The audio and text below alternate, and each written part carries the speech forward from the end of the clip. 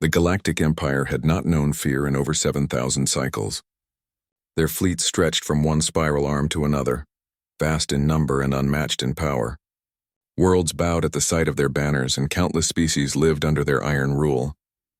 When whispers reached the Imperial High Command about a newly discovered blue-green planet in the Sol sector, it was supposed to be another routine conquest. The first reports came from a scout vessel that never returned. A second fleet was dispatched, commanded by Admiral Varel, one of the most seasoned officers of the Empire. He expected a primitive species, perhaps with early spaceflight capability.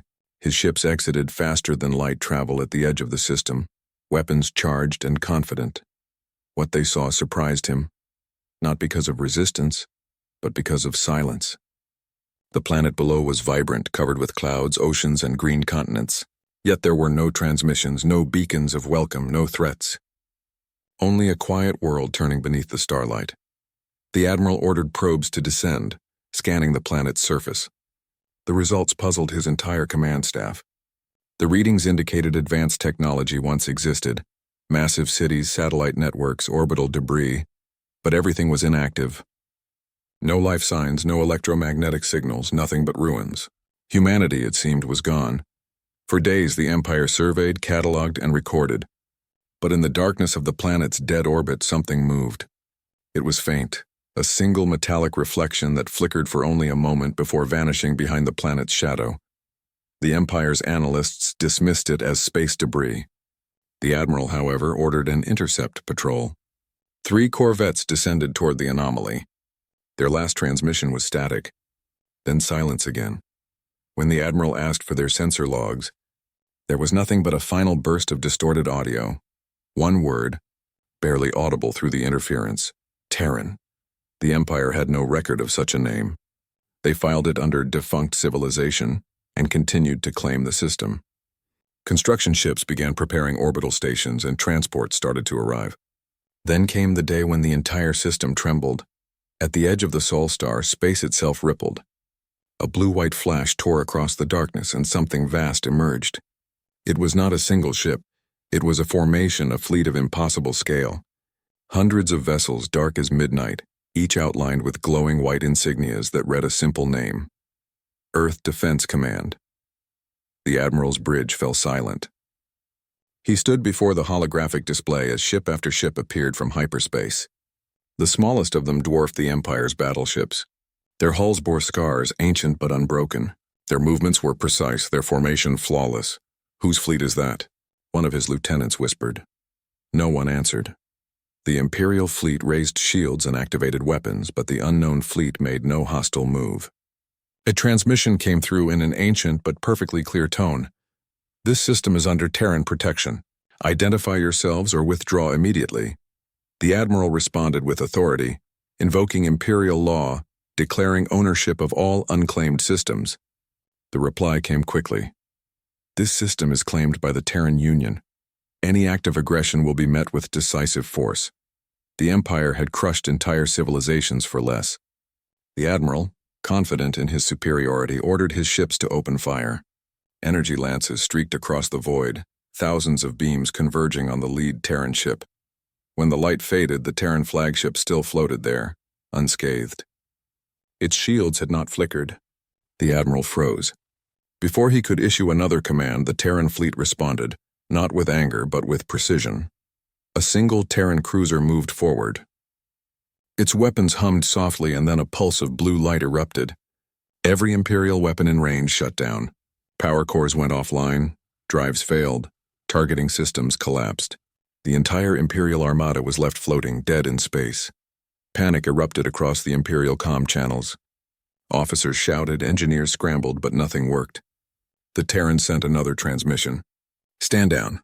You have violated Terran space." The Admiral demanded to speak with their leader. The voice returned, calm and steady. "I am Commander Holt of the Terran Defense Fleet. Identify yourself and state your intent."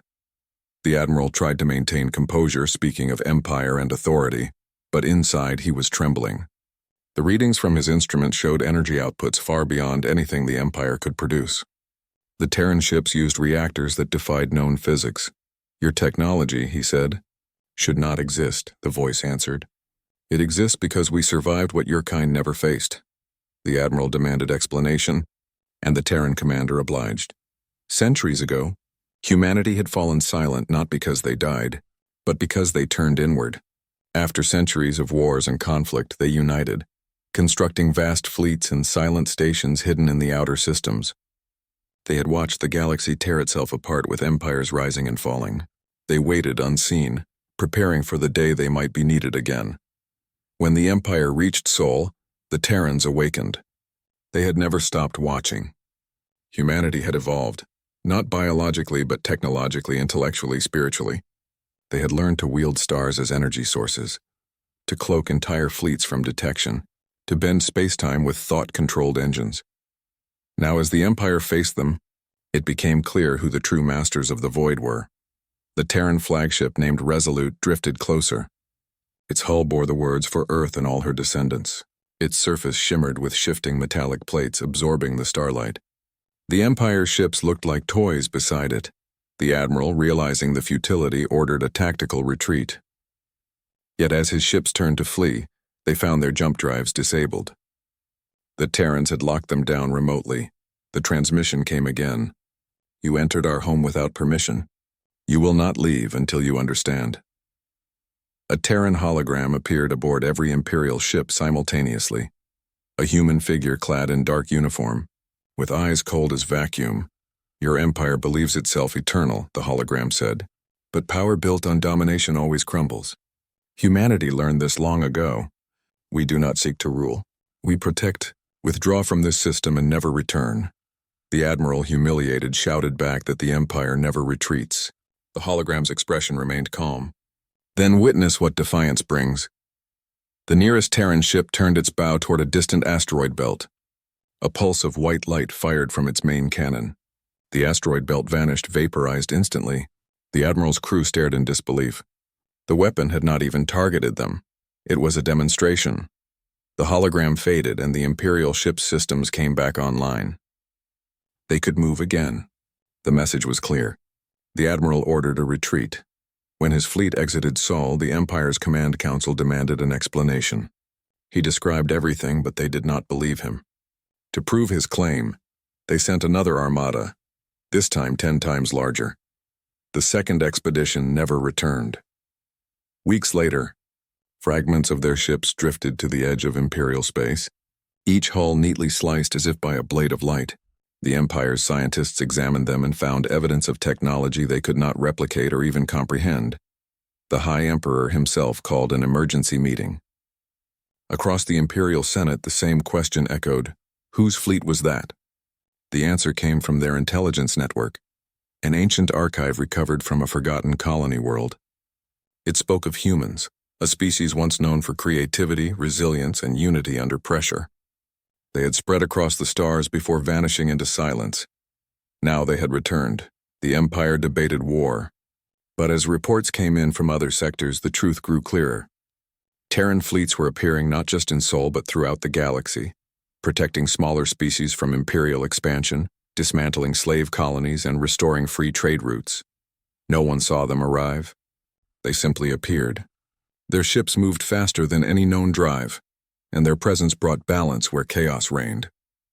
They did not conquer. They enforced peace. World after world began to question their loyalty to the Empire.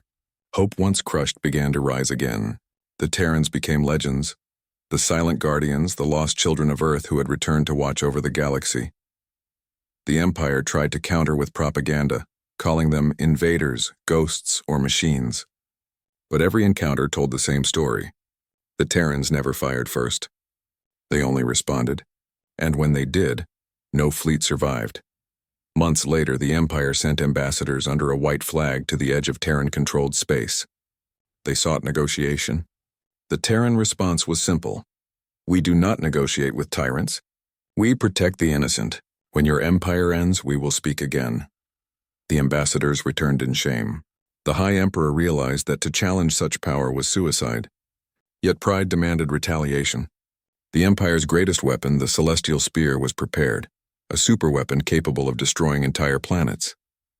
They aimed it at Earth itself. The moment they powered it, every Imperial system across the galaxy went dark. The Terrans had infiltrated their entire network, disabling fleet stations, even planetary grids. A transmission appeared in the Imperial throne room. It was Commander Holt again. You have been given every chance to change. You use power to enslave, not to protect. The Age of Empires ends today. Before the Emperor could respond, holograms of Terran ships appeared in orbit above every major